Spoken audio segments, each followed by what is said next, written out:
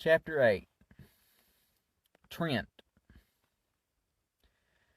After a time, he got up and walked on, into the dread world of the mundanes. It really did not look much different. The trees were similar, the rocks unchanged, and the ocean shore he paralleled was exactly like an ocean shore. Yet an intense nostalgia gripped him. His prior euphoria had been but the swing of the pendulum, providing a false buoyancy. Better if he had died in the crossing. Well, he could still go back. Just step across the line. Death would be painless, and he could be buried in Xanth. Was that what other exiles had done? He revolted against the notion.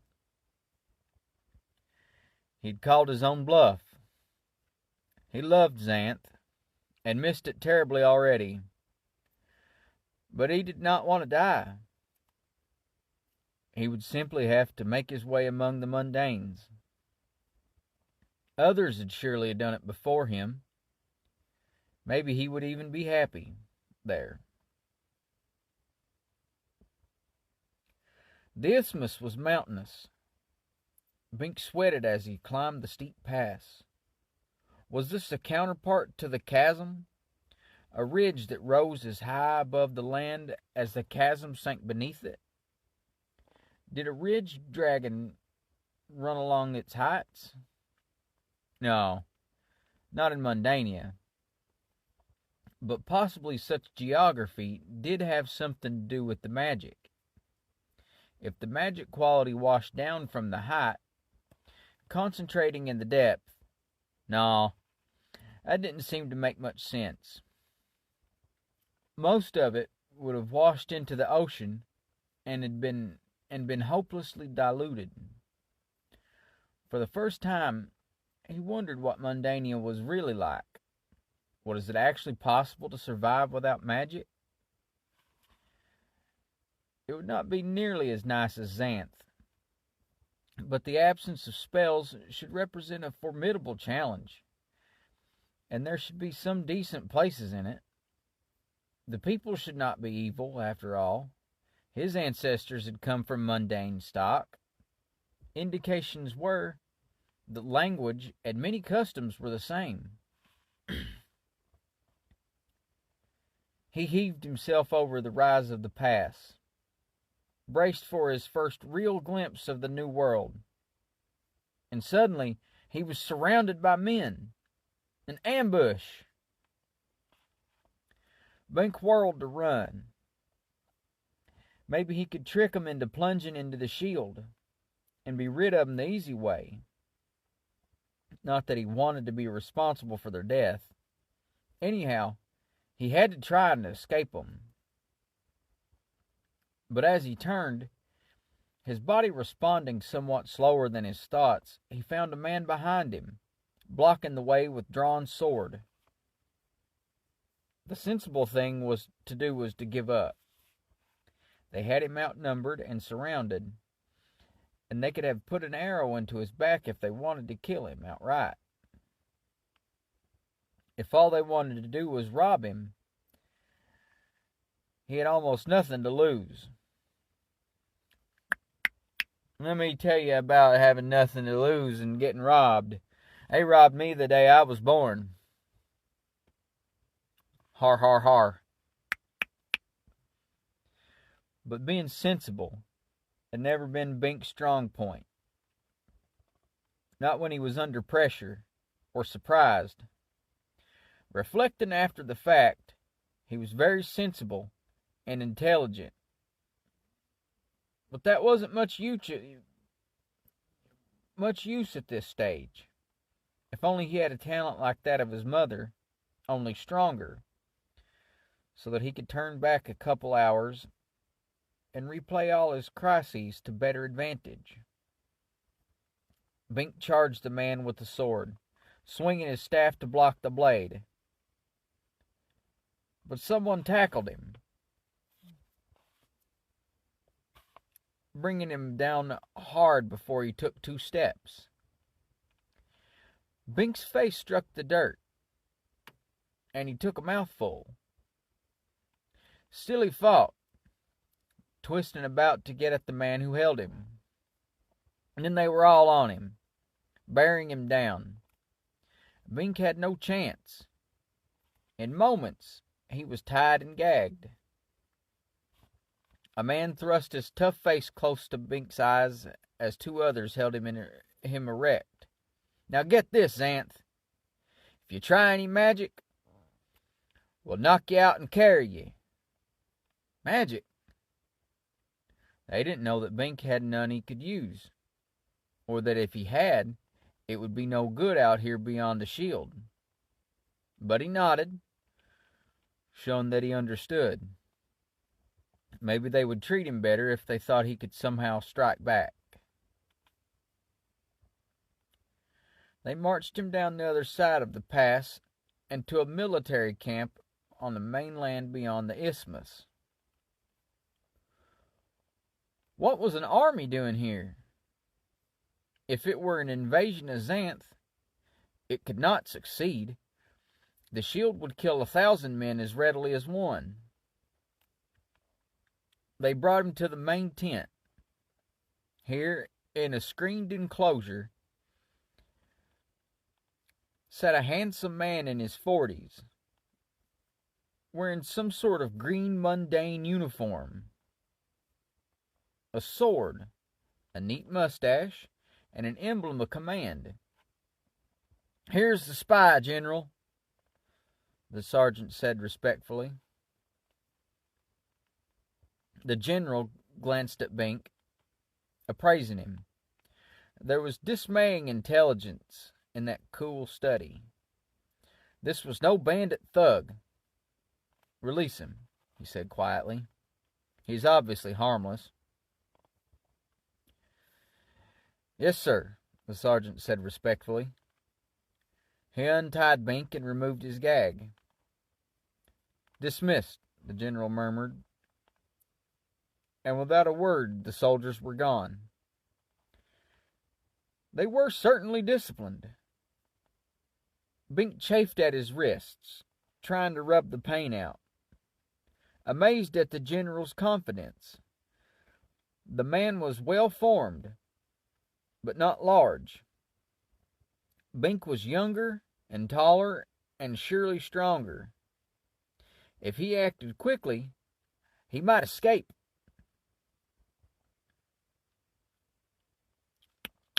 I just want to share with this here. The man was well formed, comma, but not large, semicolon. Bink was younger, no comma, and taller, no comma, and surely stronger. I don't know. Maybe is that the Cambridge comma? I know there's the Oxford comma and whatever, but that's a stretch, Pierce. Anyway, if he acted quickly, he might escape. Bink crouched, ready to jump at the man and knock him down. Suddenly, the general's sword was in his hand, pointing at Bink. The man's draw had been a blur. The weapon had jumped to his hand as if by magic.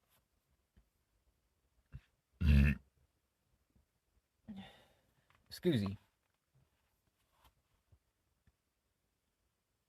The weapon had jumped to his hand as if by magic.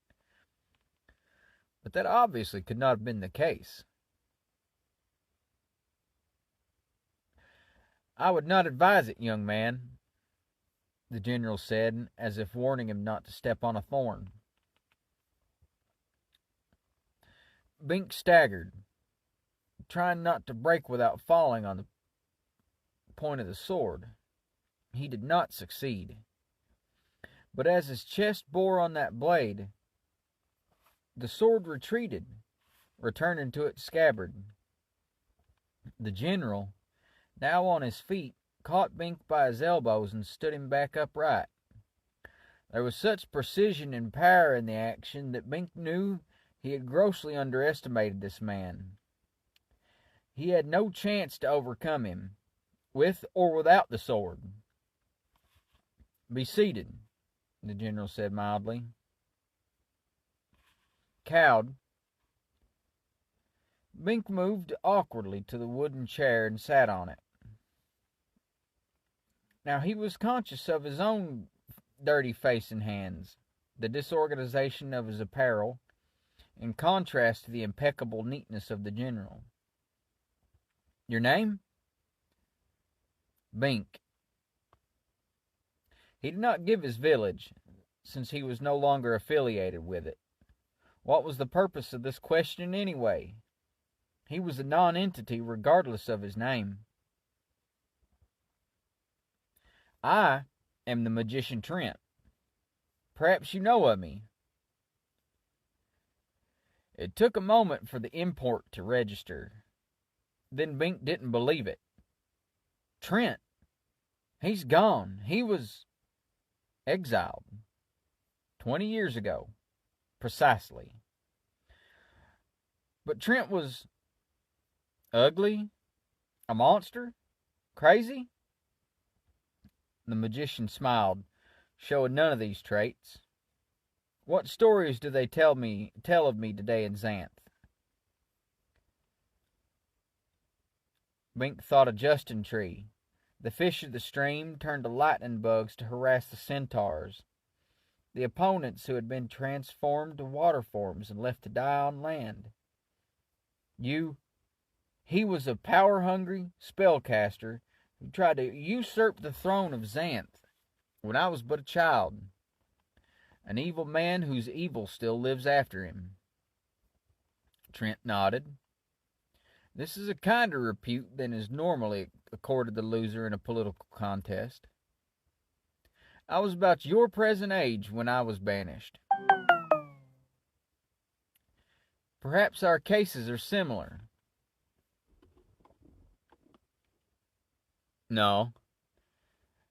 I never killed anyone." "Well, they accuse me of that too."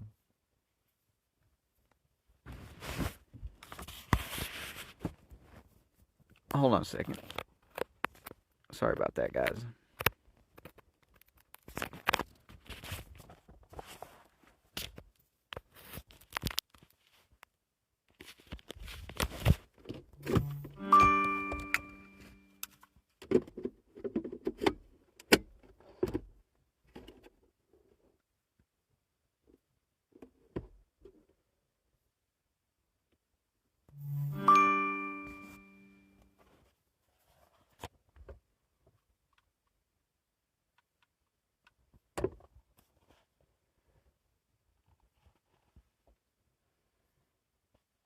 "No, I never killed anyone."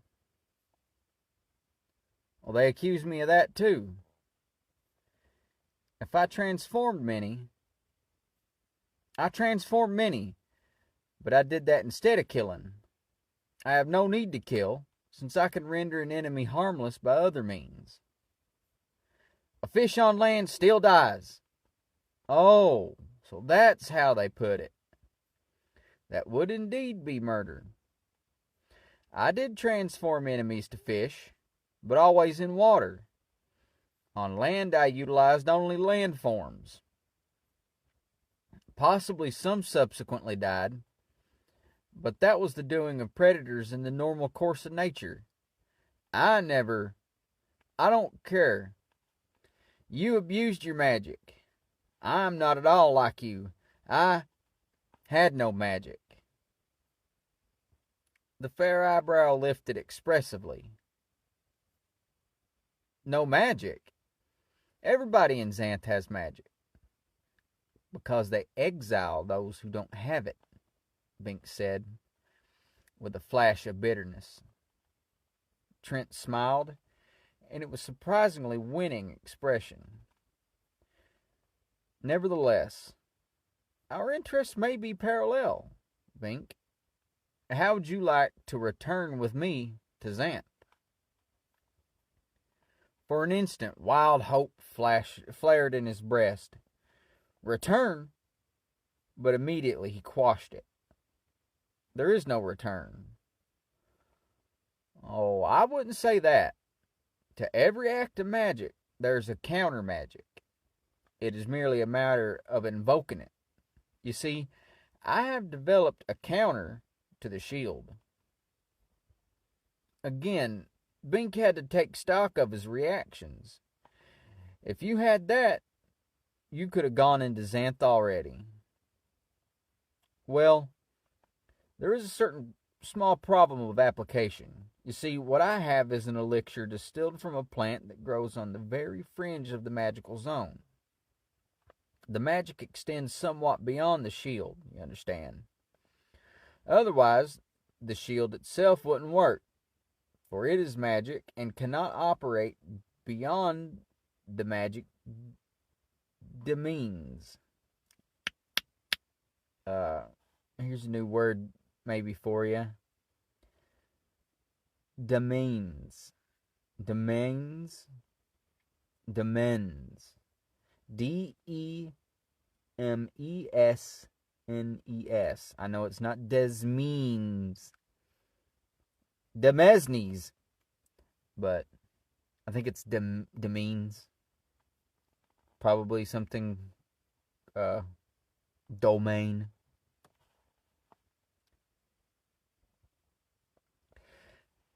This plant,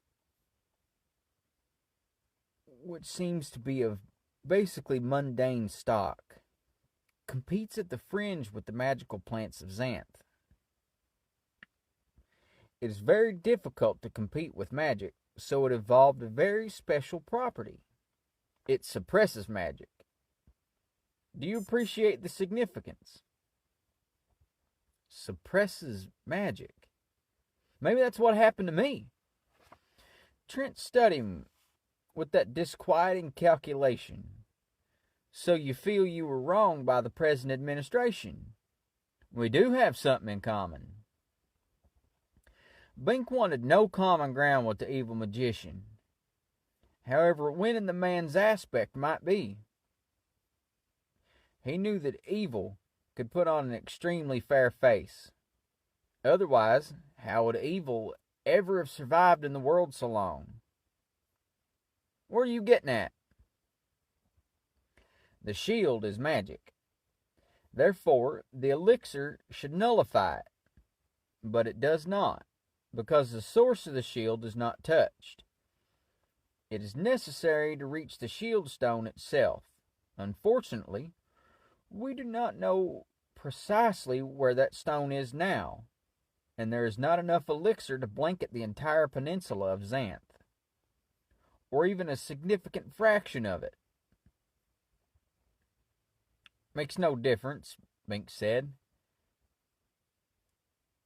Your knowing where the shield stone is would not bring it within your reach. Ah, but it would. You see, we have a catapult with a sufficient range to drop a bomb anywhere in nearby Xanth. We have it mounted on a ship that can sail right around Xanth. So it is very likely we could drop a container of elixir on the shield stone. If we only had the precise coordinates. Now Bink understood. The shield would collapse, and my army would overrun Xanth. Of course, the magic dampen effect would be temporary, for the elixir dissipates readily. But a mere 10 minutes would suffice to get the bulk of my army across the line. I've been drilling the men in swift, short-range maneuvers. After that, it would be merely a matter of time until the throne was mine.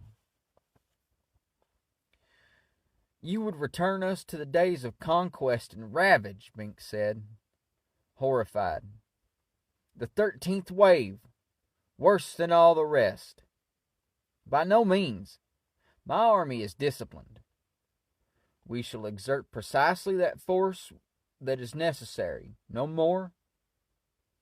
My magic will probably eliminate most resistance anyway, so there need be very little violence.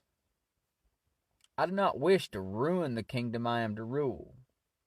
So you haven't changed, Bink said. You're still hungry for illicit power. Oh, I have changed, Trent assured him. I've become less naive, more educated, and sophisticated. The mundanes have excellent educational facilities and a broader worldview, and they are ruthless politicians. I will not this time underestimate the determination of my opposition, or leave myself foolishly vulnerable. I have no doubt I will make a better king than I would have 20 years ago. Well, count me out. But I must count you in, Bink. You know where the shield stone is located. The evil magician leaned forward persuasively. It is important that the shot be precise. We have only a quarter pound of elixir, and that is the labor of 2 years' work. We have virtually denuded the fringe region of the source plants. Our supply is irreplaceable. We dare not guess at the location of the shield stone. We require a precise map. A map that only you can draw. So there it was. Trent had posted his men to ambush any travelers from Xanth, so that they could update him on the precise position of the shield stone. That was the only piece of information the evil magician needed to initiate his wave of conquest. Bink had merely happened to be the first exile to walk into the trap. No, I won't tell you. I won't help overthrow the legitimate government of Xanth. Legitimacy is commonly defined after the fact, Trent remarked. Had I been successful 20 years ago, I would now be the legitimate king, and the present monarch would be a reviled outcast noted for drowning people irresponsibly. I presume the Storm King still governs. Yes, Bink said shortly. The evil magician might try to convince him that it was all merely palace politics, but he knew better. I am prepared to make you a very handsome offer, Bink. Virtually anything you might desire in Xanth. Wealth, authority, women. He had said the wrong thing. Bink turned away. He would not want Sabrina on that basis anyway, and he'd already turned down what amounted to a similar offer by the sorceress Iris.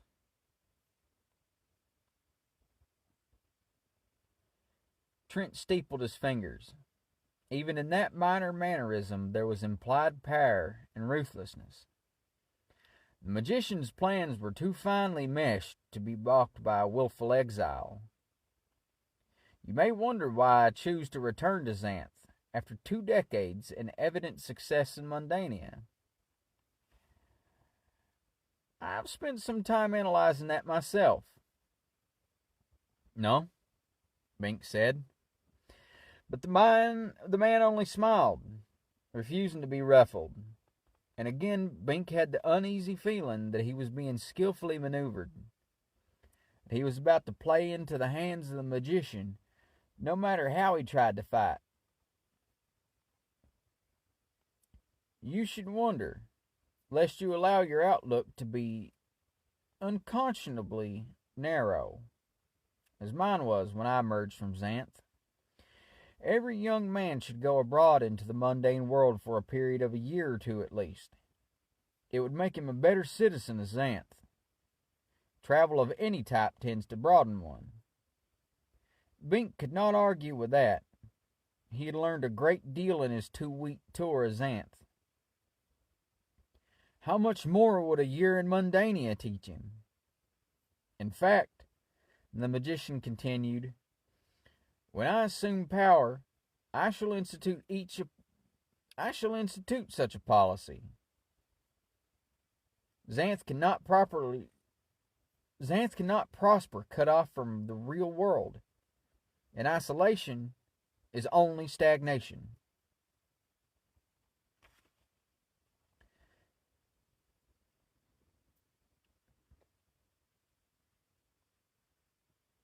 In fact, the magician continued, when I assume power, I shall institute such a policy. Xanth cannot prosper cut off from the real world, and isolation is only stagnation. Bink could not restrain his morbid curiosity. The magician had intelligence and experience that appealed insidiously to Bink's own intellect. What is it like out there? Do not speak with such distaste, young man. Mundania is not the evil place you may imagine. That's part of the reason the citizens of Xanth need more exposure to it. The ignorance of isolation breeds unwarranted hostility. Mundania is in many respects more advanced, more civilized than Xanth. Deprived of the benefits of magic, the mundanes have had to compensate in ingenious ways. They have turned to philosophy, medicine, and science. They now have weapons called guns that can kill more readily than an arrow or even a deadly spell. I've trained my troops in other weapons because I do not wish to introduce guns into Xanth. They have carriages that carry them across the land as fast as a unicorn can run, and boats that row across the sea as swiftly as a sea serpent can swim, and balloons that take them high in the air as a dragon can fly. They have people called doctors who heal the sick and wounded without use of a single spell, and a device consisting of little beads on columns that multiplies figures with the marvelous speed and accuracy.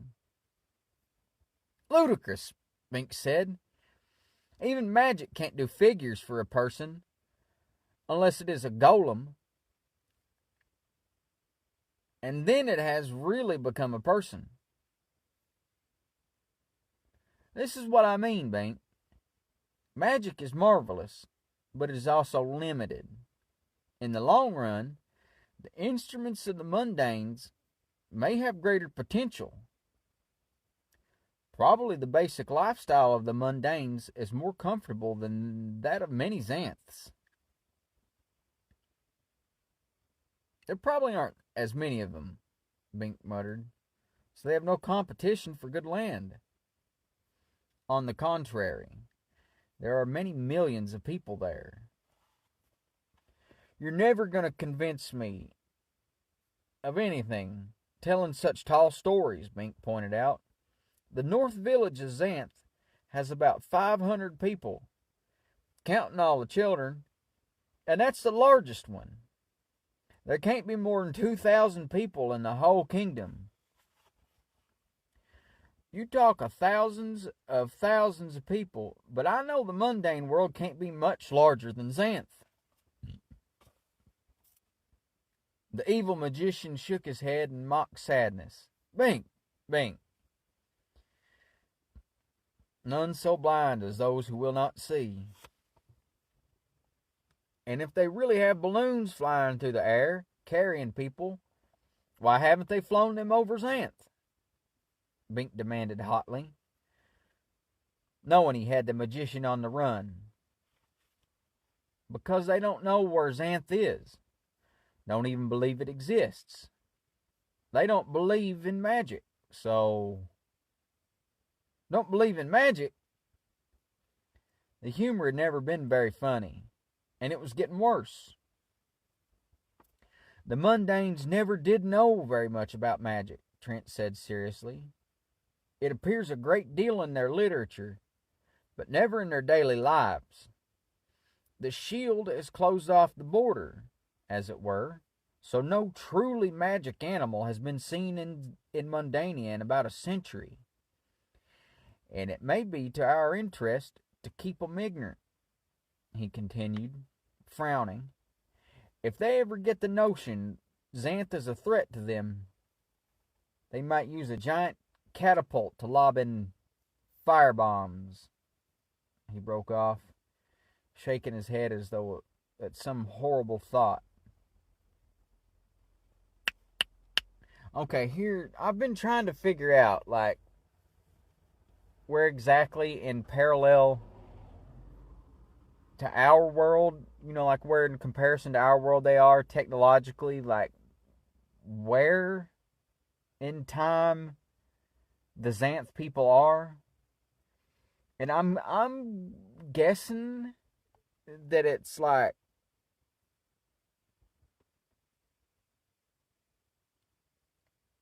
this must be the late 1800s or the early 1900s, basically, comparatively.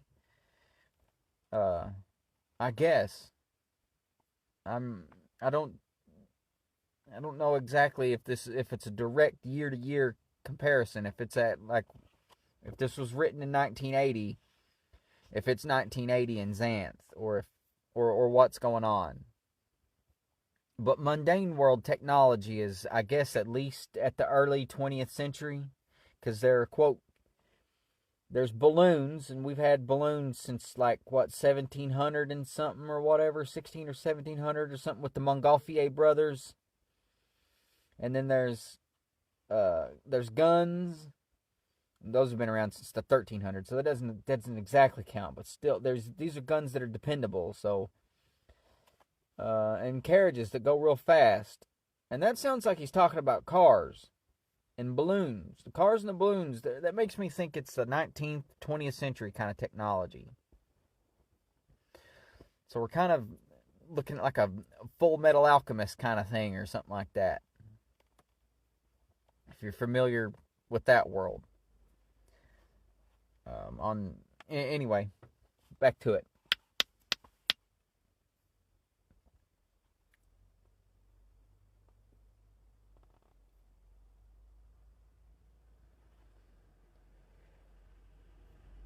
Bink had to admire the perfection of the mannerism, which is apt as any his father, Roland, employed. He could almost believe there was some fantastic threat lurking. No, the magician concluded, the location of Xanth must remain secret. For now. It won't remain secret if you send all Xanth youths out into Mandania for 2 years. We would put an amnesia spell on them first, and revoke it only after they returned. Or at least a geas of silence, so no mundane could learn from them about Xanth. Thus they would acquire mundane experience to augment their Xanth magic. Some trusted ones would be permitted to retain their memories and freedom of speech outside Xanth, so they could act as liaisons, recruiting qualified colonists and keeping us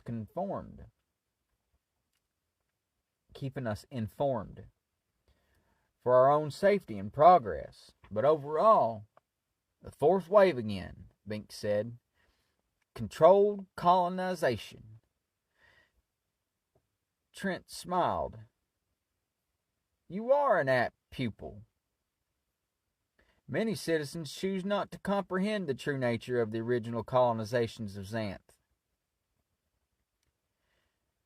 Actually, Xanth never was very easy to locate from Mundania, because it seems to have no fixed geographic location. Historically, people have always colonized Xanth from all over the world, always walking across the land bridge directly from their own countries, and all would have sworn that they migrated only a few miles. Furthermore, all comprehended one another's speech in Xanth, though their original languages were entirely different. So it would appear that there is something magical about the approach to Xanth. Had I not kept meticulous notes of my route, I would never have found my way back this far. The mundane legends of the animals that departed from Xanth in bygone centuries show that they appeared all over the world rather than at any specific site. So it seems to work in reverse too. He shook his head as if it were a great mystery, and Bink was hard put to it not to become hopelessly intrigued by the concept. How could Xanth be everywhere at once? Did its magic extend, after all, beyond the peninsula in some peculiar fashion? It would be easy to get hooked by the problem. If you like Mundania so well, why are you trying to get back into Xanth? Bink demanded, trying to distract himself from temptation by focusing on the magician's contradictions.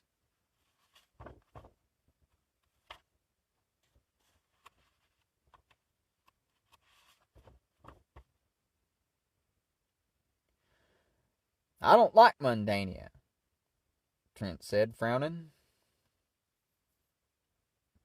I'm merely pointing out that it is not evil, and that it has considerable potential and must be reckoned with.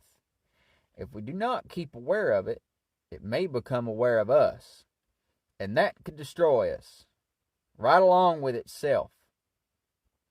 Xanth represents a haven like none other known to man, a provincial, backward haven, to be sure, but there is no other place quite like it. And I am a magician. I belong in my land, with my people, protecting them from the horrors arising, which you are not quite equipped to even imagine. Okay, see, this is the stuff that's making me think that it's early 20th century, late 1800s, early 20th centuries or whatever. But anyway, he lapsed into silence. Well, no mundane tales are going to make me tell you how to get into Xanth, Bink said firmly. The magician's eyes focused on Bink as if only now he was becoming aware of his presence. I would prefer not to have to employ coercion, Trent said softly. You know my talent. Bink felt a shiver of extremely ugly apprehension. Trent was the transformer, the one who changed men into trees, or worse.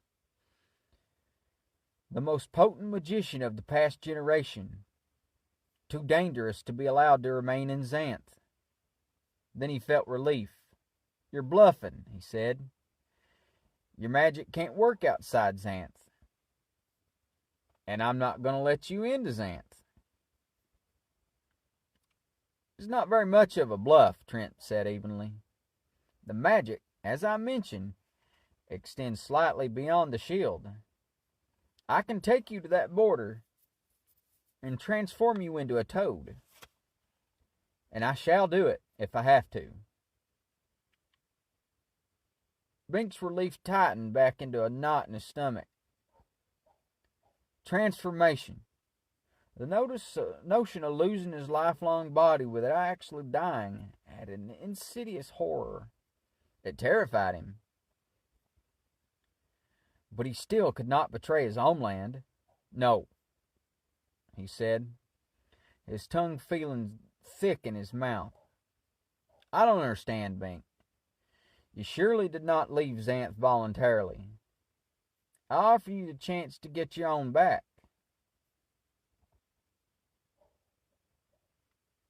Not that way. Trent sighed, with seemingly genuine regret. You are loyal to your principles, and I cannot fault you for that. I had hoped it would not come to this. Bink had hoped so too, but he seemed to have no choice, except to watch his chance to make a break for it, risking his life to escape. Better a clean death in combat than to become a toad. A soldier entered, reminding Bink faintly of Crombie, mainly a matter of bearing, not appearance, and stood at attention. "What is it, Hastings?"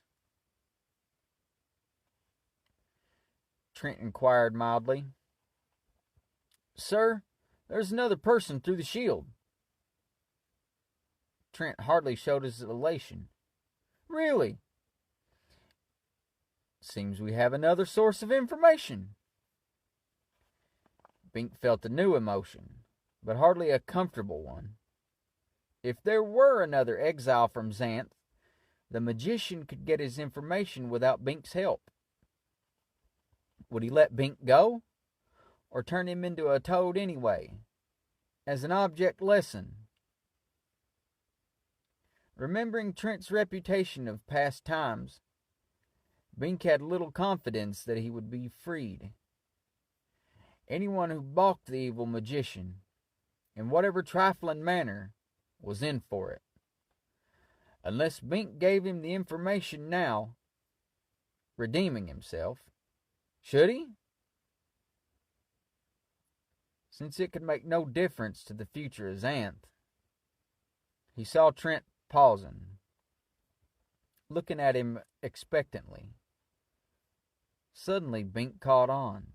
This was a setup, a fake announcement to make him talk, and he had almost fallen for it.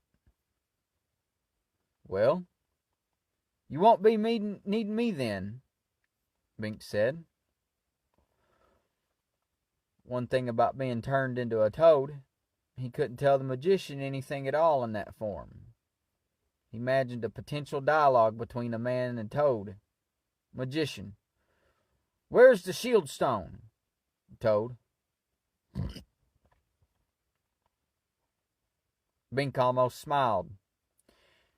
Trent would transform him only as a last resort. Now Trent returned to the messenger. "Bring the other one here. I will question him immediately." "Sir, it is a woman." "A woman?" Trent seemed mildly surprised. But Bink was amazed. This was not what he expected in a bluff. There was certainly no woman being exiled, and no man either. What was Trent trying to do? Unless Sabrina had after all followed him out. Dismay tore at him. If the evil magician had her in his power, no, it could not be. Sabrina did not really love him. The exile and her reaction to it had proved that. She would not give up all that she had to follow him out. It simply was not in her nature. And he didn't really love her. He'd already decided that. So this had to be a complex ruse on the part of the magician. "Very well," Trent said. "Bring her in." It couldn't be a bluff, then. Not if they actually brought her in. And if it were Sabrina, it couldn't be. He was quite absolutely positively certain of that. Or was he projecting, attributing his own attitudes to her? How could he really know what was in her heart? If she had followed him, he couldn't let her be changed into a toad. Yet with all of Xanth at stake, Bink threw up his hands mentally. He would just have to play it as it came. If they had Sabrina, he was lost. If it were an ingenious bluff, he had won. Except that he would be a toad. Perhaps being a toad would not be so bad. No doubt flies would taste very good, and the lady toads would look as good as human girls did now. Maybe the great love of his life was waiting in the grass, warts and all. The ambush detail arrived, half carrying a struggling woman. Bink saw with relief that it was not Sabrina, but a marvelously ugly female he had never seen before. Her hair was wild, her teeth gnarled, and her body sexually shapeless. "Stand," Trent said mildly, and she stood, responsive to his easy air of command. "Your name?" "Fanchon," she said rebelliously. "Yours?" "The Magician Trent." "Never heard of you." Bink, caught by surprise, had to cough to conceal his snort of laughter. But Trent was unperturbed. "This puts us on an even footing, Fanchon. I regret the inconvenience my men have caused you. If you will kindly inform me of the location of the shield stone, I shall pay you well and send you on your way." "Don't tell him!" Bink cried. "He means to invade Xanth." She wrinkled her bulbous nose. "What do I care about Xanth?" She squinted at Trent. "I could tell you, but how do I know I can trust you? You might kill me as soon as I had your information." Trent tapped his long, aristocratic fingers together. "This is a legitimate concern. You have no way of knowing whether my given word is good. Yet it should be obvious that I shall bear no malice to those who assist me in the pursuit of my objectives." "All right," she said. "Makes sense. The shield stone is at—" "Traitor!"